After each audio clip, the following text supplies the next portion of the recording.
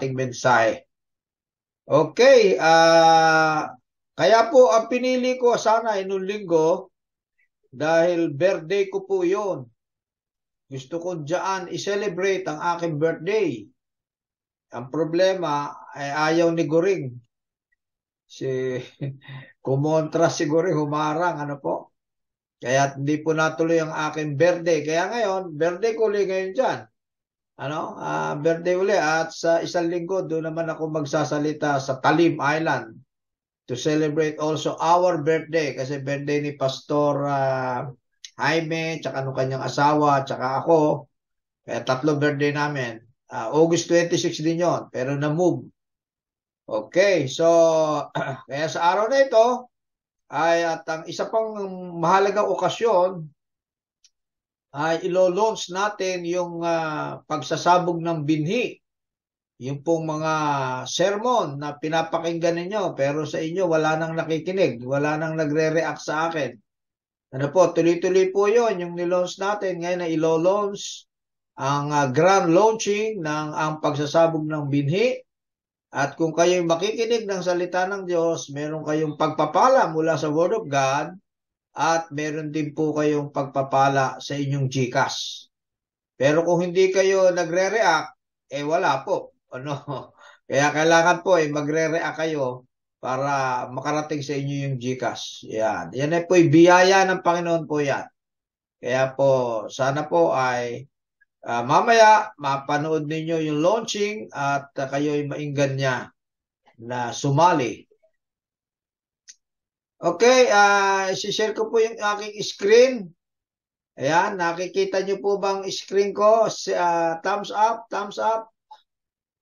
Ayan, salamat po. Ayan, ang ating date ay dalawa.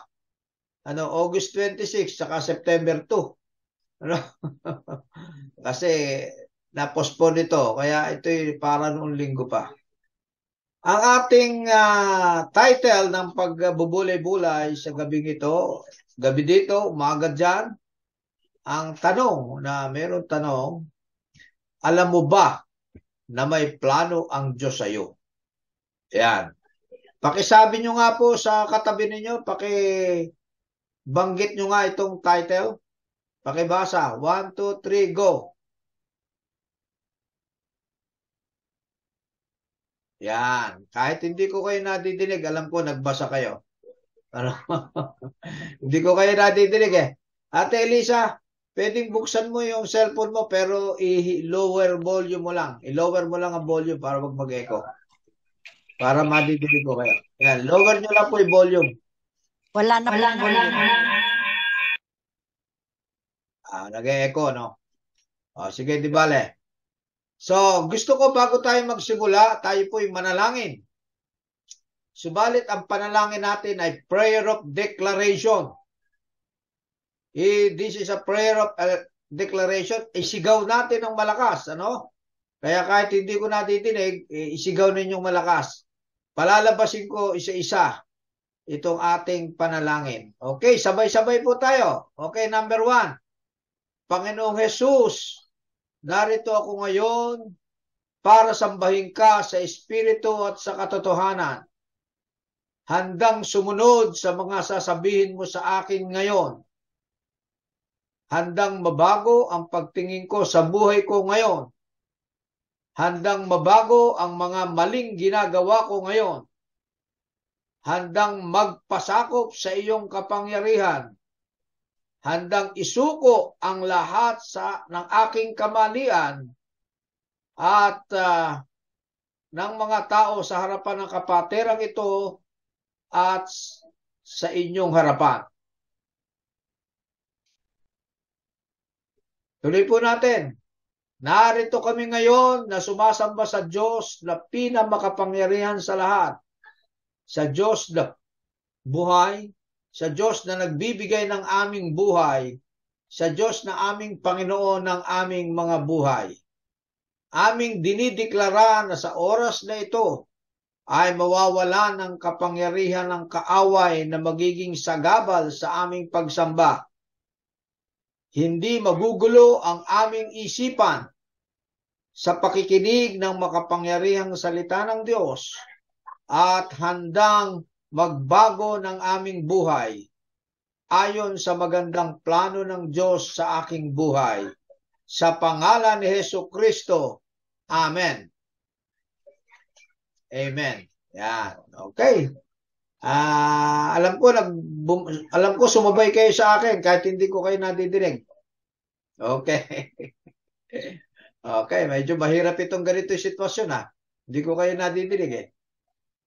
So, basahin ko yung teksto natin noong nakaraang linggo. Kasi po, noong nakaraang linggo ay gawa na ito, kaya hindi ko na po binago. Ito po yung kwento tungkol kay Moises. May isang Ayan. Okay. Nadidinig ko kayo. I-lower mo lang yung volume lower mo lang para hindi mag-echo. Okay, ito po yung teksto natin noong linggo. May isang lalaki kalipi ni Levi na humayo at nag-asawa ng isang anak na babae ni Levi. Ang babae ay naglihi at nanganak ng isang lalaki nang kanyang makita na ito'y maganda. Kanyang itinago ito ng 3 buwan. Nang hindi na niya ito maitago pa, kinuha niya ito ng isang basket na yari sa paparito at pinahiran niya ng bituin at alkitran.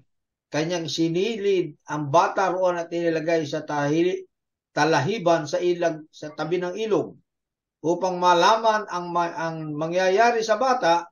Noon ang anak na babae ni Paraon ay lumusong upang maligo sa ilog at naglakad ang kanyang mga alalay na babae sa tabi ng ilog.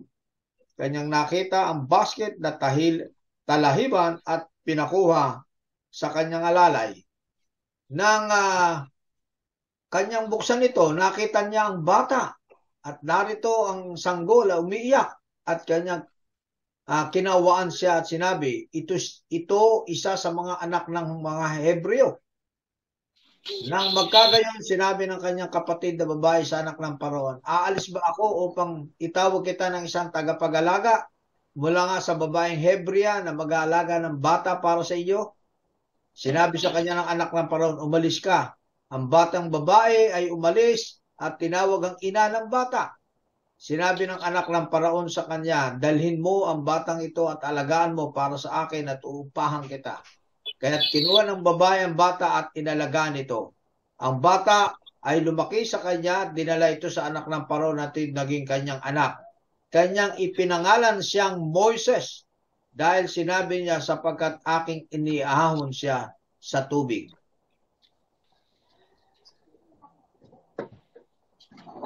Okay, ito po yung ating talata tungkol sa buhay, sa kapanganakan ni Moises. Alam niyo na itong kwento na ito? Ano po? Alam niyo na ito? Alam niyo na ito. Tama ba ako? Okay, amen. Yan. Say amen. Amen. Yan. Alam ko, nag-aral kayo ng Sunday school nung bata pa. Itinuturo ito ang buhay ng kapanganakan ni Moises. Okay, ito po ay kailangan ko ang inyong sagot. Ano po? Kailangan ko sagot. Meron tayong test. May exam tayo, may exam. Pag nakita ninyo ang mga bagay na ito, ano ang maaalala mo na nakakabit sa kanya? Ayan, lakasan nyo po para madinig ko po ha. Pag malakas ang inyong boses, may dalang regalo si Ate Elisa, si teacher, Pasko sa Setyembre. Tatanggap kayo ng regalo pag malakas ang sagot. Okay, joke lang po. Okay, pag nakita nyo ito, ano ang i-associate nyo? Ayan, number 7. Nyo nga, anong maalala nyo sa number 7? Pakisigaw. Ano naalala nyo sa number 7? Araw ng linggo. Ha? Araw number 7, sikat na number 7 sa Pilipinas. Sirit na kayo. Yun, si Jaworski. Yan, naglalaro ba kayo ng basketball? Pag yung number 7, sikat na number yan, kay Jaworski yan. Di ba? Number 23, sa sports tayo ulit, sports. Sino yung number 23 na NBA player? Jordan. Oh, Tama. Jordan. Tama. Okay. May regalo yung nakasagot noon. May regalo. Ako po ang nakasagot. Okay, ito pa ha. Titingnan natin kung makakaregalo po kayo. Bill Gates. Yan. Pag nakakita niyo yung Bill Gates, anong maalala niyo dyan? O, dali. Sagot. Si Rostom. Alam yan. Bill Gates. Computer. Ayun, computer. Very good. Nadinig ko. May nadinig ako. Ito pa. Bishop Lito Tangonan.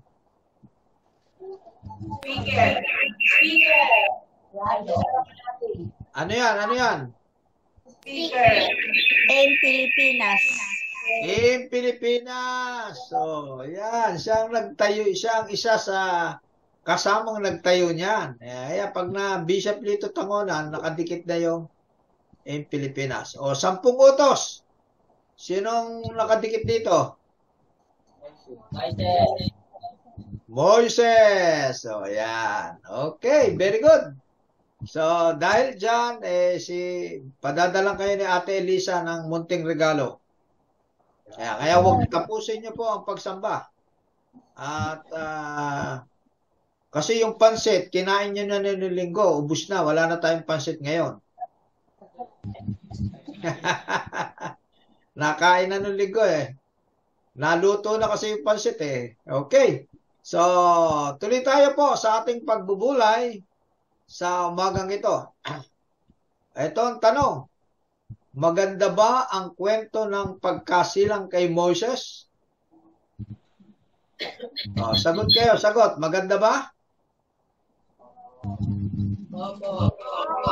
Malungkot. Nag-echo. Sabi nyo maganda. Mali kayo. Hindi maganda. Sapagkat siya ay sinilang na ipinapapatay.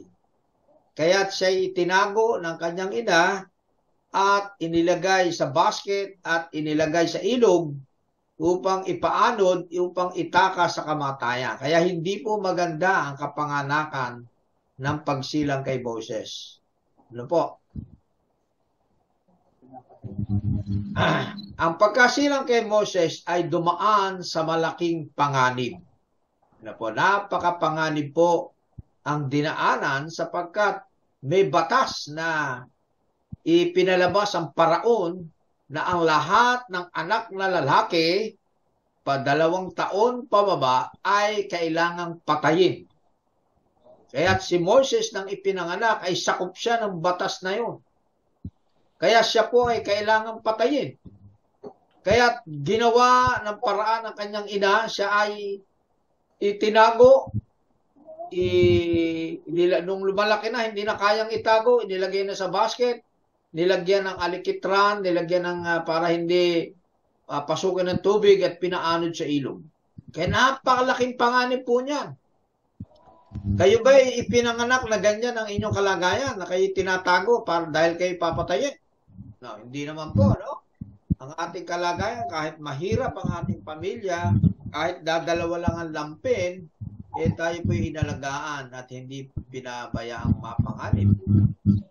Dumanas sa malaking hamon. Napakalaki po ng hamon noon. Alam niyo po, ang hari noon ay talagang hari. Pag inutos ng hari, hindi mababalik. Kaya itong panahon na yun, may utos na lahat ng bata na 2 taon, pababa, patayin. At talagang kailangan patayin. Kaya napakalaking hamon po ng dinaanan ng kapanganakan ni Moses. Dumaan sa unos ng buhay na akala mo ay hindi na mapagtatagumpayan. Ano po? Isipin nyo, paanong nakalusot si Moses nung panahon na yon, sapagkat may batas at lahat ay papatayin. At lahat ng mga kawal ay ginagawa yon, tinutupad yung utos na yon. Pero yun ay matinding unos sa buhay ni Moses, subalit yun ay napagtagumpayan sa paraan ng Diyos. Madalas, ang plano ng Diyos sa buhay natin ay hindi malinaw ang direksyon. Sumasang-ayon ba kayo riyan? Life does not go as planned. Ano po? Madalas, ang plano ng Diyos sa buhay natin ay hindi malinaw ang direksyon kung saan ba tayo pupunta, saan ba tayo tutungo, ano ba mangyayari sa buhay natin. Meron tayong pinaplano, pero ang pagpaplano na yon ay hindi nangyayari goes as planned. Hindi madaling nangyayari. Madalas, ang plano ng Diyos sa buhay natin na hindi malinaw ang direksyon ayon sa ating pagtingin. No? May limitasyon. Iba ang pagtingin ng Diyos, iba ang pagtingin mo sa sarili mo.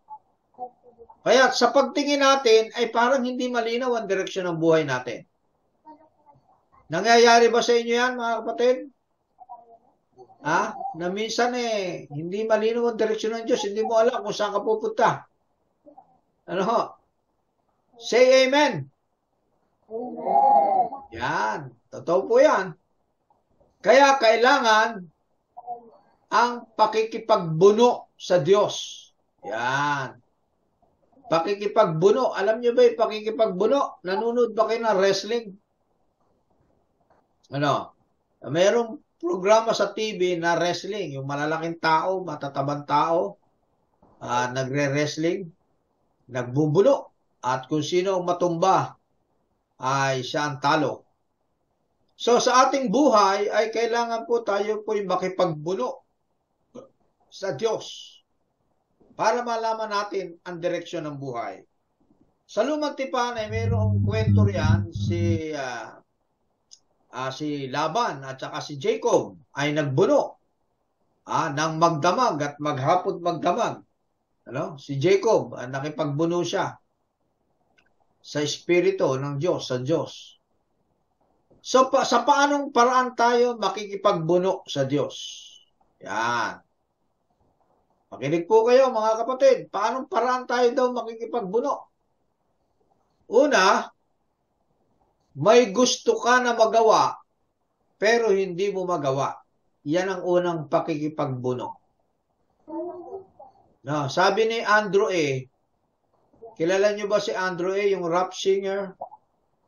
Gusto kong bumait, pero di ko magawa. Yan. So sa buhay natin, meron tayong gusto na magawa, pero hindi magawa. Di ba? Marami tayong gustong magawa, pero bakit hindi natin magawa? Yun ang pakikipagbuno. May gusto ka na mangyari na agad, pero bakit ayaw mangyari agad? Di ba? Minsan dumarating sa atin, Lord, nagtatanong na tayo, bakit hindi mangyari agad ito? Gustong-gusto ko pong mangyari ito, pero bakit ayaw pang mangyari? Yan ang pakikipagbuno.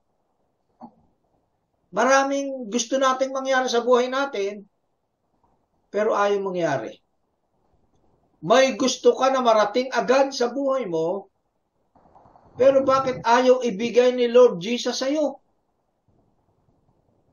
Di ba? May gusto kang marating agad. Gusto mo magtagumpay ka na agad. Gusto mo masettled na ang buhay mo, ng pamilya mo, lahat ng kailangan mo, magawa, maibigay. Pero bakit ayaw? Bakit hindi marating? Bakit hindi nangyayari agad? Iyan po ang pakikipagbuno sa Diyos. So dahil sa mga tatlong bagay na yan na malalalim na dahilan, na magtatanong ka sa iyong sarili, magkakaroon ka ng self-reflections, bakit ang lahat ng mga bagay nito ay hindi nangyayari? May gusto kang magawa, hindi mo magawa. May gusto ka na mangyari na agad, bakit hindi ayaw mangyari? May gusto ka na marating agad sa buhay mo, pero bakit ayaw pa rin mangyari? Ano ngayon ang gagawin mo? Ayan. Kung lahat na lang ng gusto mo ayaw mangyari, ano ngayon ang gagawin mo? Ang sabi nito, kailangan makipagbuno ka sa Diyos sa araw-araw ng iyong buhay. Yan. Paano ba ang pagkikipagbuno araw-araw sa buhay? Paano ba gagawin noon? Di ba? Araw-araw tayo nag-aalmusal, tayo nanananghalian, naghahapunan, natutulog. Yung ba ang pakikipagbuno na gagawin natin? Sa bawat masasakit na pangyayari, araw-araw, maraming dumarating na masasakit na pangyayari. Hindi lahat maganda. Merong masasakit. Sa bawat hindi sang-ayon ang kapaligiran sa iyo. Di ba? Maraming beses yan na hindi sang-ayon. At sa bawat hindi sang-ayon ang sitwasyon sa iyo, hindi lang yung kapaligiran, hindi lang yung kasama mo sa bahay, hindi lang yung mga kaibigan mo, hindi lang, kung hindi yung sitwasyon. Pati yung sitwasyon, hindi sumasang-ayon sa iyo. At iyan ang matinding pakikipagbuno araw-araw. So ngayon, ano talaga gagawin mo ngayon? Ganyan ang sitwasyon mo. Ganyan ang sitwasyon natin. Ito po ang ating pagbubulay-bulay na payo.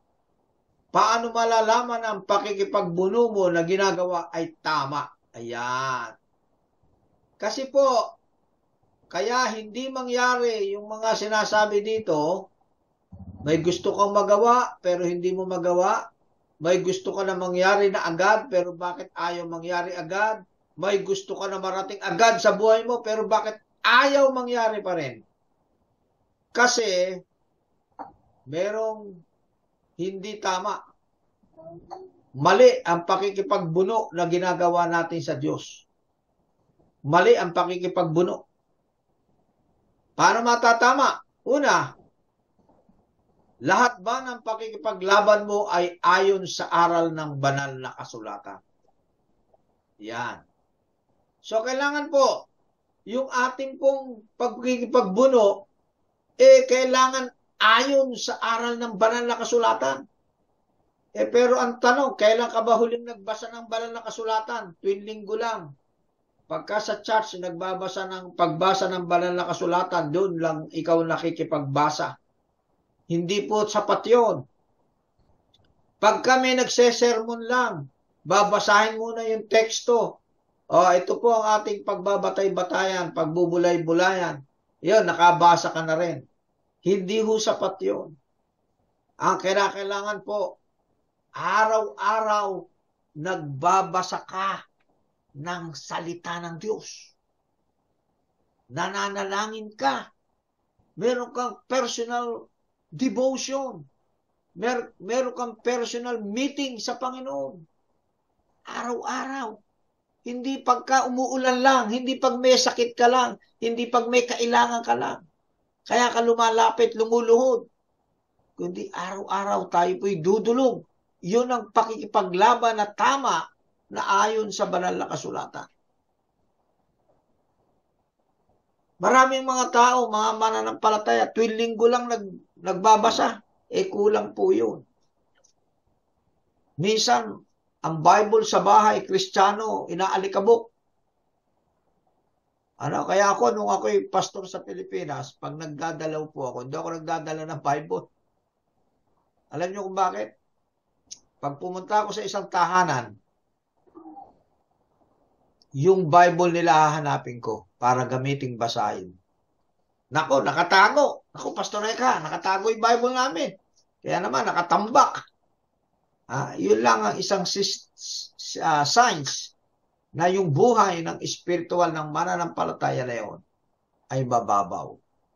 Sapagkat wala siyang malalim na pagbabasa, pag-aaral sa banal na kasulatan. Alam niyo po, kaya kami, dito sa Herd Ministries, kami po ay nag-expend ng maraming panahon at nagbibigay kami ng love gift para sa mga pastor na mag-sermon at yung mga tao ay makinig ng Word of God. Sapagkat naniniwala kami na ang magpapabago sa buhay natin, ang tamang pakikipagbuno, ay sa salita ng Diyos. Ikalawa, lahat ba ng gabay mo ay mula sa iyong spiritual advisors? Alam niyo po si Moses, nung siya ay nangunguna na sa mga tao. Napakaraming nagpupuntang tao sa kanya. Kilala nyo ba yung kanyang biyanan? Pwede sabihin nyo nga ang pangalan ng biyanan ni Moises? Pakisigaw nyo nga. Kilala nyo ba biyanan ni Moises? Hindi nyo kilala. Sino? Sino ba biyanan ni Moises?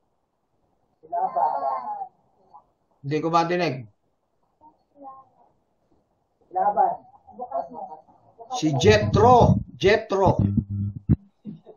Ang biyanan ni Moises ay si Jethro. Yun ang nagpapayo kay Moises. Pinayuhan siya ni Moises. Si Moises pinayuhan na wag ikaw lahat ang gumawa niyan. Pumili ka ng mga tao na tutulong sa iyo. Pumili ka.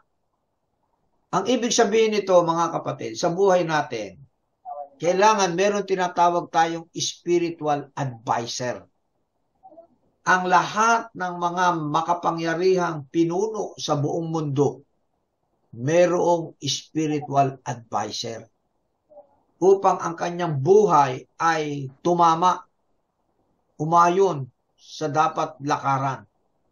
Kaya ang inyong pastor, si Pastor Bonnie at saka si Teacher Elisa, sila po ang inyong spiritual advisor dyan. Ilang beses na ba kayong nakipagkwentuhan kay Pastor na sinabi nyo problema nyo sa kanya? Ilang beses na ba kayong humingi ng payo kay Pastor? Pastor, magdidesisyon po ako ng bagay na maselan. Pwede ba ako ipayuhan ninyo? Meron bang lumapit ng ganyan kay Pastor? Kay Teacher Elisa?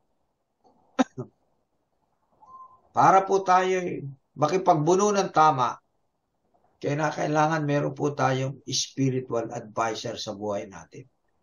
Kung hindi si Pastor, kahit kasamahan nating mananampalataya, ay pwede niyong piliin na gawin niyong spiritual advisor sa inyong buhay.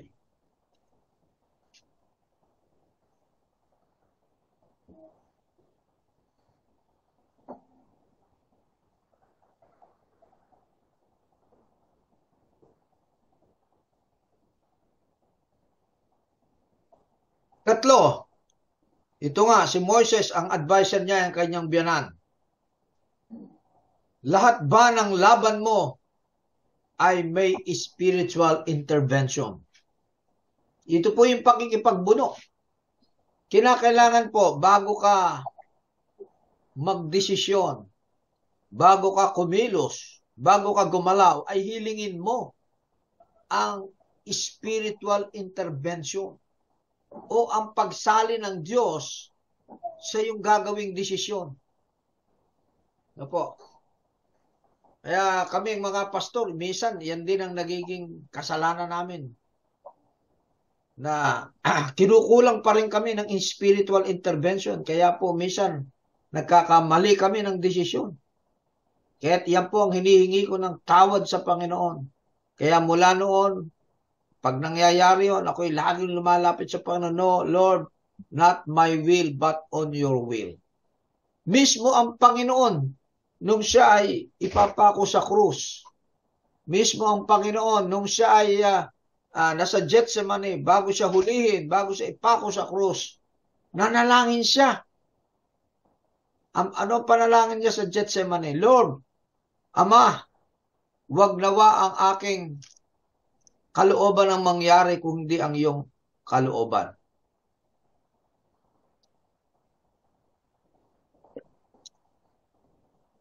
Ganon ang kailangan po mga kapatid. Ito po yung gabay upang malaman natin, upang ang ating pakipagbuno ay maging tama. At sumunod ay, kinikilala mo ba na ang laban mo ay hindi lang para sa iyo, kundi para sa iyong pagsunod sa kalooban ng Diyos. Yan. Kailangan yung mga ginagawa nating mga mahalagang bagay, ginagawa natin sa araw-araw, yan ay pagsunod sa kalooban ng Diyos. Hindi lamang pagsunod sa iyong amo, sa iyong asawa, sa iyong kapatid, sa iyong nakatataas sa iyo. Kung hindi, ito ba ay pagsunod sa kalooban ng Diyos? Paano natin madediscern yan? Paano natin malalaman? No. Si Manny Pacman, kilala niyo po ba siya? Diba? Siya ay boksingero at kumanta yan eh. Ang sabi niya sa kanyang laban, sinasabi niya, ang laban na ito ay para sa iyo. Di ba? May kanta si Manny ganyan? Ang laban na to ay para sa iyo. So, i-dedicate niya yung laban na yon para sa bayan ng Pilipinas at para sa Diyos. Kasi si Manny Pacquiao ay isang mananampalataya. Kaya, ang ibig sabihin ng laban niya, lahat ng laban niya, manalo matalo, para sa Diyos yun. At para sa bayang Pilipinas. Kaya't nakita naman natin ang nangyari sa buhay niya. Siya po'y pinagpala ng Diyos. So, ito po yung mga pakikipagbuno na tama. Para matama yung pakikipagbuno natin. Kasi nakikipagbuno tayo, mali pala eh. Kaya hindi makarating sa atin yung pagpapala ng Diyos. So, balikan natin ito. Itong si Jaworski, si Jordan, si Bill Gates, si Bishop, si Moses. Nasaan na ba sila ngayon? Tingnan natin. Una, naging mahalaga ang buhay nila sa harapan ng Diyos, sa harapan ng kanyang pamilya at sa harapan ng kanyang kapwa. Yung lahat ng yon, binanggit ko sa inyo. Naging mahalaga ang buhay nila sa kasaysayan ng mundo. 'Di ba? Si Jaworski, si Jordan, lalo na si Bill Gates, no? At si Bishop, nagkaroon ng MP sa Pilipinas. At ang 10 utos ni Moises, naging mahalaga ang buhay nila para sa kamulatan ng pananampalataya at paniniwala sa Diyos. So ngayon, ang tanong ko sa inyo ngayon, ikaw, alam mo na ba ang plano ng Diyos sa buhay mo?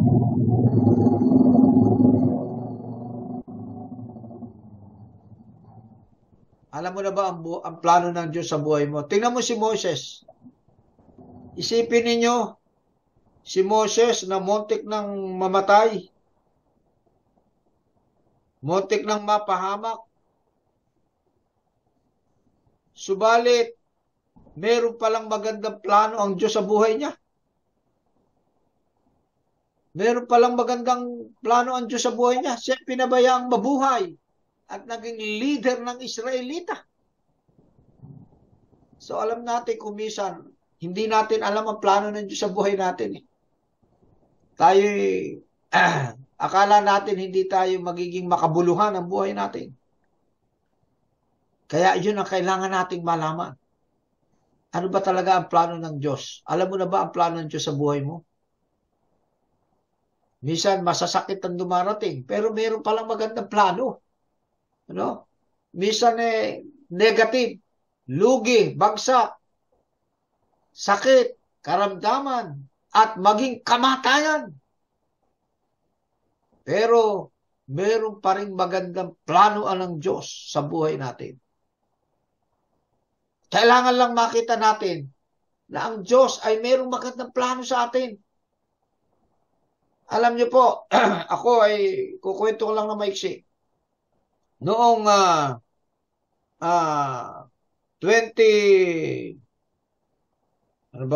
yun?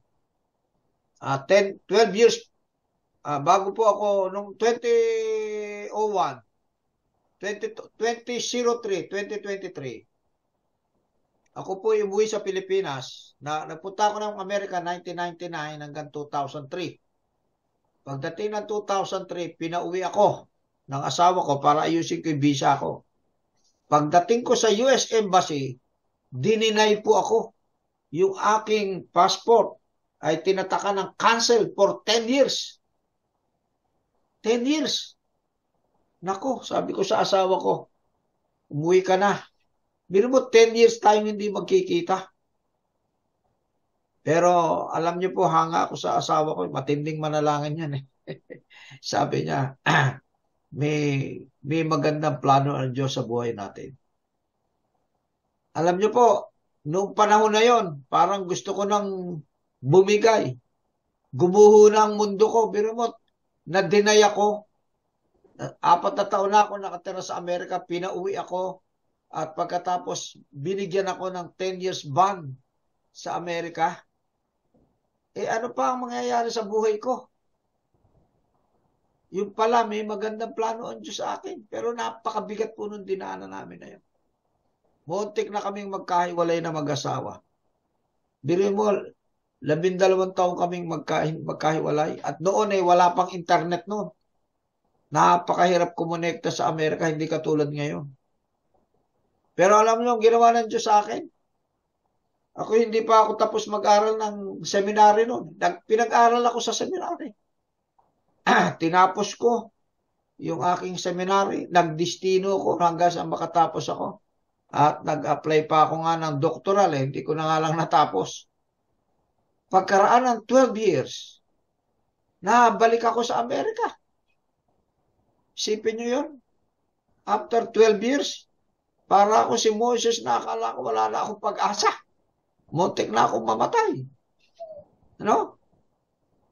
Pero meron palang magandang plano ng Diyos sa akin. Naitayo ngayon yung Herd Ministries. At marami ngayon ang nababahagi na ng salita ng Diyos. Kung minsan mga kapatid, talagang hindi malinaw kung ano ba plano ng Diyos sa atin. So kaya kailangan lang makipagbuno tayo. Kaya 3 beses ko yung tatanungin. Ikaw ba, alam mo na ba ang plano ng Diyos sa buhay mo? Kamukha ng tinanong ng Diyos kay Pedro, ako ba'y mahal mo? Ako ba'y iniibig mo? Do you love me, Peter? Do you love me, Peter? 3 beses yun. Kaya tinatanong ko kayo paulit-ulit. Ikaw ba, alam mo na ba ang plano ng Diyos sa buhay mo ngayon? Ano? Bago tayo magtapos, ay gusto ko mong buksan nyo yung mic, Rostom, at kayo magkaroon tayo ng declaration of faith. Manalangin po tayo ng malakas at sabihin natin ito. Okay, 1, 2, 3, go! Alam ko may magandang plano ang Diyos sa buhay ko. Alam ko may magandang plano ang Diyos sa buhay ko, kaya magtatagumpay ako sa laban. Alam ko may magandang plano ang Diyos sa buhay ko, kaya magiging pagpapala ako sa aking pamilya at sa aking kapwa.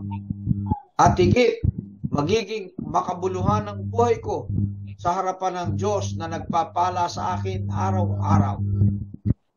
Amen.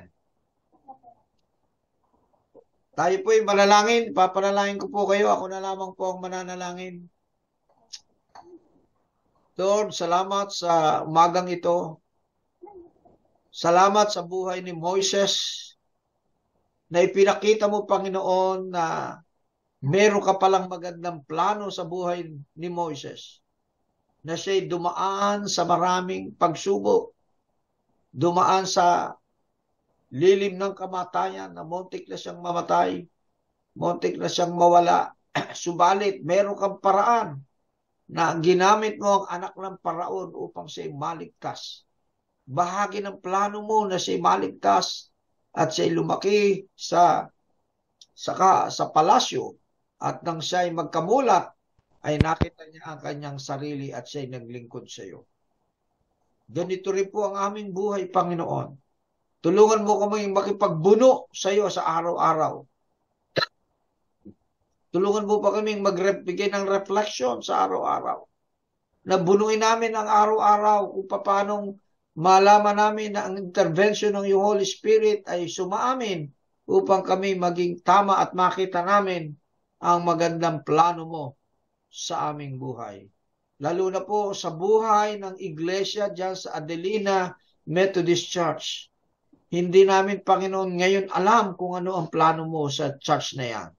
Sa buhay ng mga kapatid na nandyan ngayon, na kahit bumabagyo, kahit umuulan, ay dumalo upang makinig ng iyong aral na ito.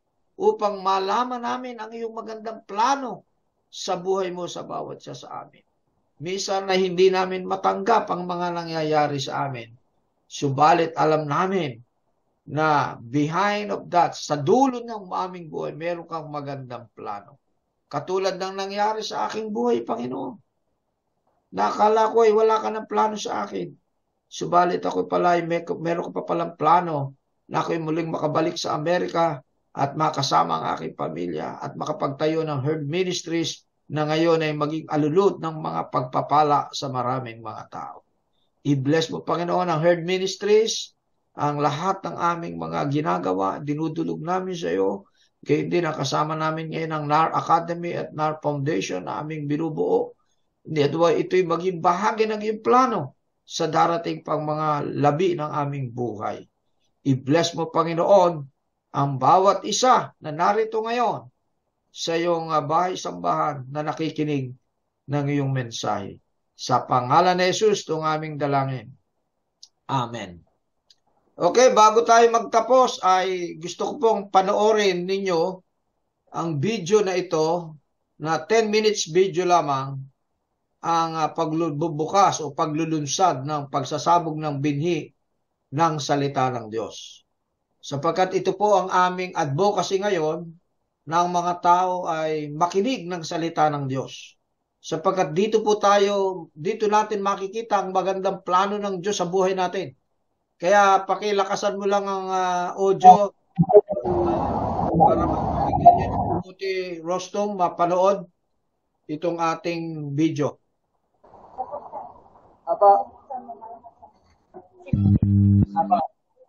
Okay, ito. I-play ko lang.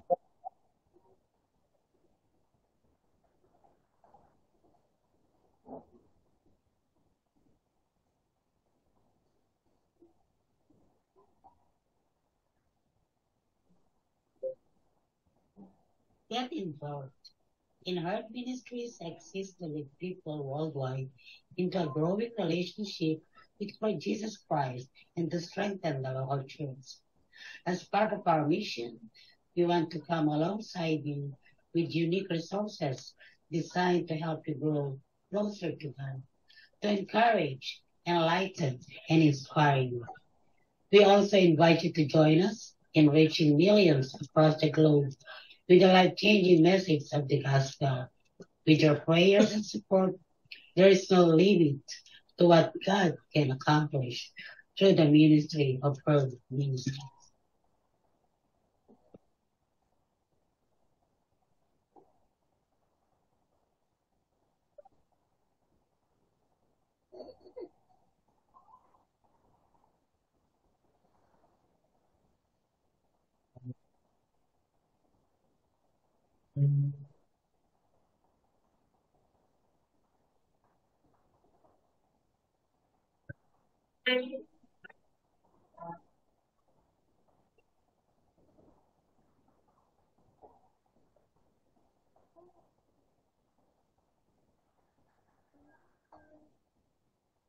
Bawat sandali ng buhay ko,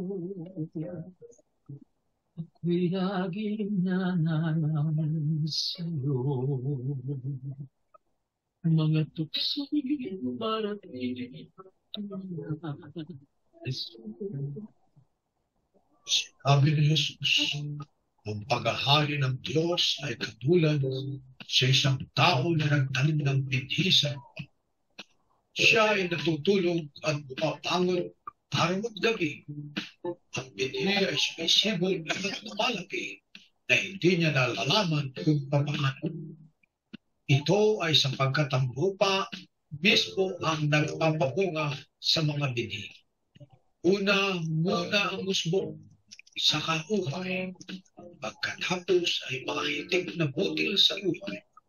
Sapagkat hinunang bunga, kaagad nang ipapagapas niya ito sapagkat dumating na ang anihan. Marcos, Kabanata 4, 26 hanggang 29.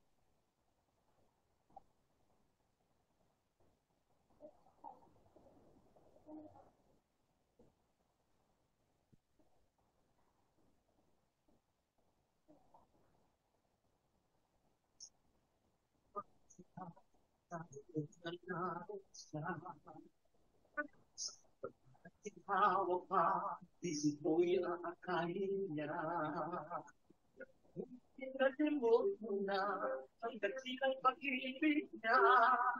Sa landas na iyong sinundan, Kristo'y sadyang nalimutan. Sa iyong lahat ang bagay na hinahanap. Sa kita na tumoy sunod lahat. Hindi pinalimot na ang dakilang pag-ibig niya. Sa landas na iyong sinundan, Kristo'y sadyang nalimutan.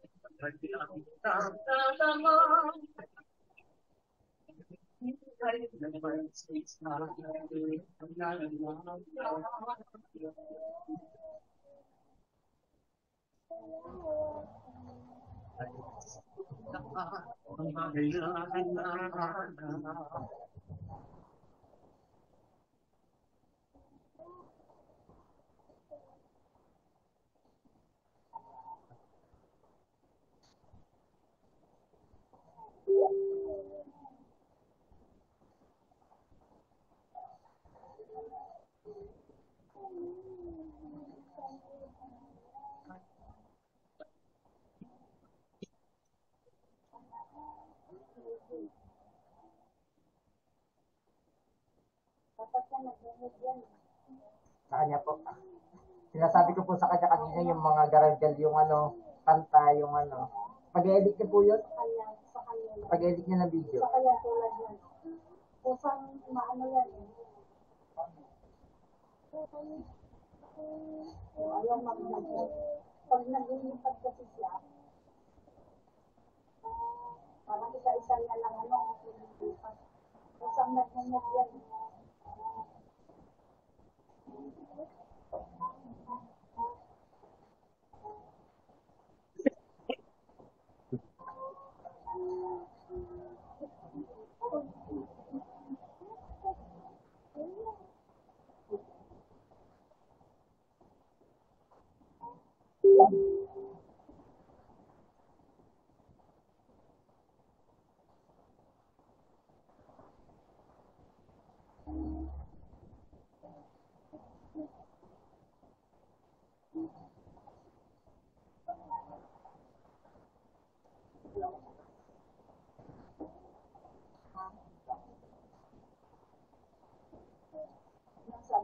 Nilalakasan din sa kanya. Kaya hindi niya narinig. Nakabukas si Mike dyan? Nakabukas si Mike dyan eh. Rinig ko tayo. Pati bukas din yung mic dito. Apo.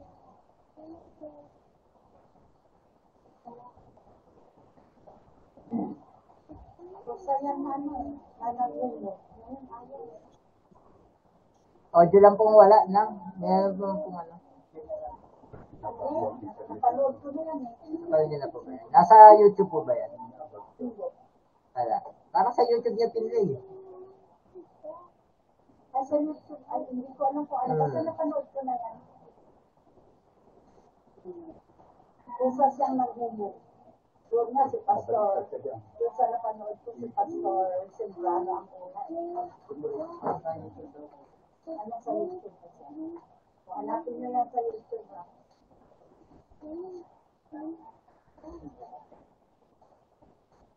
Kasi sa YouTube mo na lang i-play habang kumakain ka pa.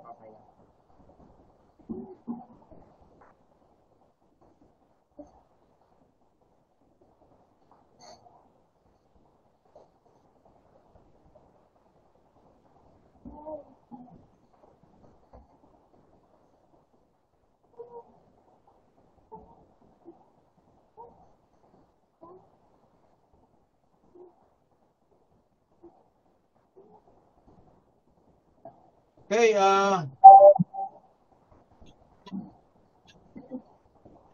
hello, Roslum. Clear po, clear. Ililink ko na lang sa YouTube.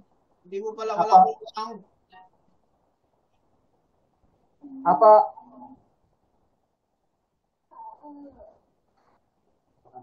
Dali. Habang kumakain kayo na lang, saka mo i-play. Play naman yun pa po.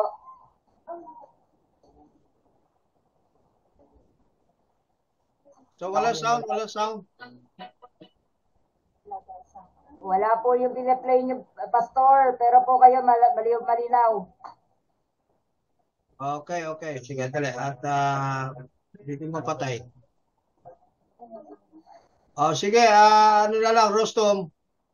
Sesend ko sa yung link habang kumakain kayo, tsaka nyo na lang i-play. Oo, kasi yun pa, Pastor eh. Mukhang wala daw audio. Pero yung umpisa meron, di ba? Yung umpisa meron. Apo.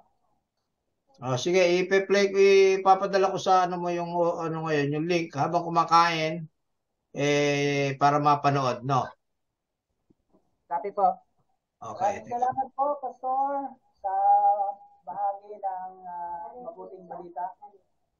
Para po sa amin na Yan, nasa na link, nasa na. Okay po.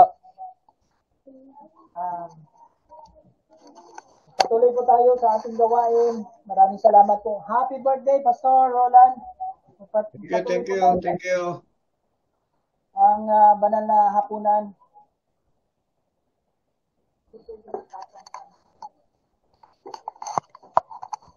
Mga kapatid, tayo po ay nasa biyaya ng Panginoon sa pamamagitan ng pagtanggap natin ng banal na hapunan. Alalahanin natin na nung gabing ipagkanulo ang ating Panginoong Hesus ay dumampot siya ng tinapay. At matapos siyang magpasalamat ay kanyang sinabi, narito ang aking katawan ay binibigay para sa inyo at para sa marami. Kumain kayo, ito ang aking katawan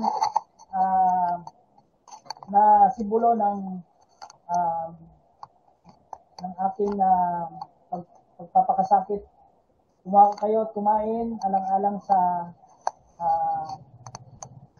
katubusan ng inyong mga kasalanan. Katapos ng hapunan ay kumuha din siya ng saro at matapos magpasalamat ay kanyang sinabi, ito ang aking dugo na nabubo para sa inyo sa marami. Kumuha kayo at uminom, ito ang aking sa ikapagpapatawad ng inyong mga kasalanan. Gawin niyo ito bilang pag-alaala sa akin. Ay pinanalangin, Panginoon, marapatin po ninyo kami ay makatanggap na may mapagpakumbabang puso at sa pamagitan po ng inyong pagmamahal at pagmamalasakit ay matanggap namin ito na biyaya ng aming paglilingkod at tagumpay ng iyong kamatayan at muling pagkabuhay. Salamat po sa pagpapalang ito na amin ngayong pagsasaluhan sa simbolo ng iyong katawan at dugo, ang tinapay o ang ostya at ang grapes. Sa pangalan naman ng anak ng banal na Espiritu Santo. Amen. Habang inawit po natin ang sa dulang ng Ama ay tayo po itatanggap para sa ngayon po natin ang mga bata. Sa isang abad at initatang pagkakaisa ang sisidlang masad ating ilagay sa dulang ng Ama. Pagsaluhan natin ang luksa, iba ang bansa, pagkukunin natin sila, buti ng diwang mapagkalaya. Isang pag ating itatandang umitin sa gulang ng katuwanan sa sintang katauhan mundo natin pag-iwan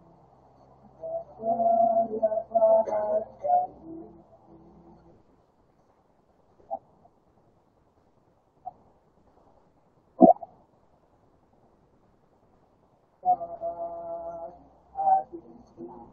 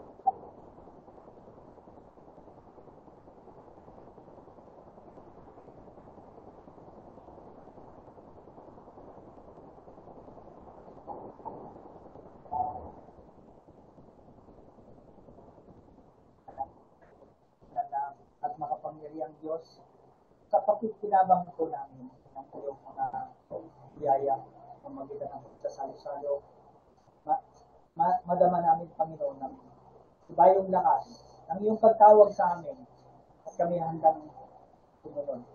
Pamagitan ng pakikipagbulo namin, katulad ni Moises, handa kami na tumingin na ikaw ang Diyos na kasama namin sa pagtatagumpay ng aming buhay.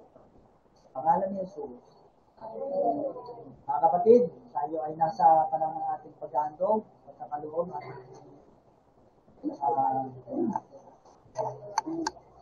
dalawa pa natin kung mga habang inawit po natin ang awit. Bigay tayo sa Panginoon, tayo ay nagbigay. Bigay tayo sa Panginoon, tayo ay nagbigay. Ibabalik, ibig at umakan. Ibabalik, siksik, ibig at umakan. Pagbigay tayo sa Panginoon, tayo ay magbigay. Sabay tayo sa Doktor Maria. Purihin ang nagpapala, Diyos ang buong sanlilikha. Purihin sa kalangitan, mga anak niwang banal. Amen. Panginoon, ang mga pagpapalang salapi ay ipagkaloob mo sa bawat isa na iyong mga anak sa kanila pong pagtatrabaho, paghahanap buhay, at kanila naman itong inihahandog. Ng kalakip, Panginoon, ang patuloy na pagtitiwala ng mga pagpapalang ito ay bumalik sa kanila ng maraming beses sapagkat sila ng kanilang katapatan ay lagi mong sinusuklian, Panginoon, ng iyong mga pagpapala sa aming mga buhay. Basbasan ito upang maging pagpapala din sa misyon ng aming iglesia. Sa pangalan ni Jesus. Amen. Awitin po natin yung panghuling awit. At hilingin natin si Pastor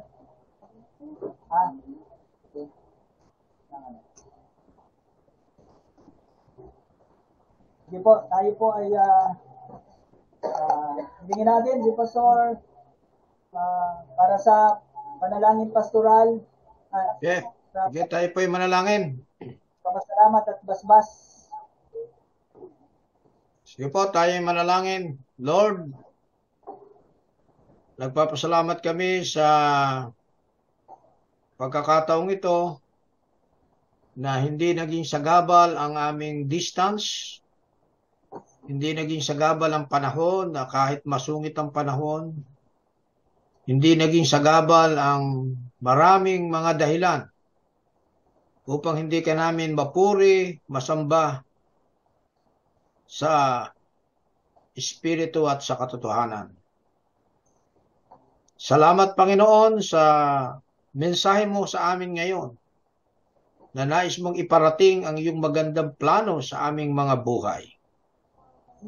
Kung minsan ay hindi namin maintindihan, maunawaan ang iyong magandang plano dahil dumadating kami sa mga hindi sang-ayon sa amin ang lahat ng bagay. Subalit sa kabila pala nito ay meron kang magandang plano. Katulad ng ipinakita mo sa buhay ni Moises at sa buhay ng iyong lingkod. Nawa, Panginoon, patuloy mong pagpalain ang iyong mga anak na bukas ay muling babalik sa kanilang mga regular na gawain sa paghahanap buhay, mga nagtatrabaho sa pabrika, mga nasa OFW na malayo sa pamilya, mga iba't ibang hanap buhay na ipinagkaloob mo sa iyong mga anak. Pagpalain mo sila, Panginoon. Dinadalangin din namin ang mga kalusugan, ang mga may karamdaman, ilalapit namin sa iyo, Panginoon. At sa iyo kami lumalapit, Panginoon. Gayun din ang nalalapit na barangay election na sa Pilipinas ay magsisimula na po ang campaign period at magkakaroon na po ng eleksyon. Sana pa ang eleksyon ito ay maging blessing sa buong bansa at hindi lamang sa mga politiko. I-bless mo naman pa ang aming pastor, si Pastor Bonnie, ang kanyang pamilya na nasa abroad, ang kanyang asawa, ang kanyang buong sambahayan, ang kanilang buong pamilya na itinalaga nila ang kanilang buhay sa paglilingkod sa iyo. I-bless mo, Panginoon, sila, Panginoon. Dadalang na namin ang physical situation ni Teacher Alicia, ang kanyang back pain. Sana, Panginoon, ay patuloy mo siyang bigyan ng lakas, ng sigla, lalo na po sa kanyang pangangasiwa sa Herd Ministries, sa kanyang ginagampanang maraming gampanin, Panginoon, nang walang kapalit, kundi, Panginoon, ito'y ginagawa namin upang maibahagi ang iyong pag-ibig sa marami pang mga tao, lalo na sa mga pastor na pinag-aaralan namin na makapagbigay kami ng pensions, ng iba't ibang benefits.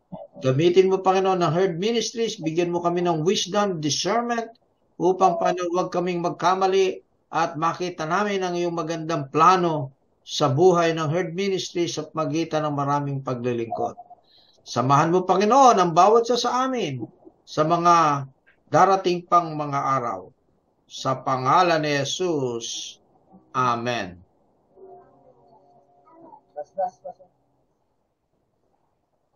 Okay, tanggapin natin ang masaganang pagpapala ng Ama, ng Anak, at ng Banal na Espiritu. Ang Diyos na siyang mula sa simula ng ating pagkasilang ay meron ng magandang plano. Ang Diyos nawang ito ang patuloy na magpala at iparating niya ang magandang plano sa ating mga buhay mula ngayon at magpakailanman. Amen. Amen.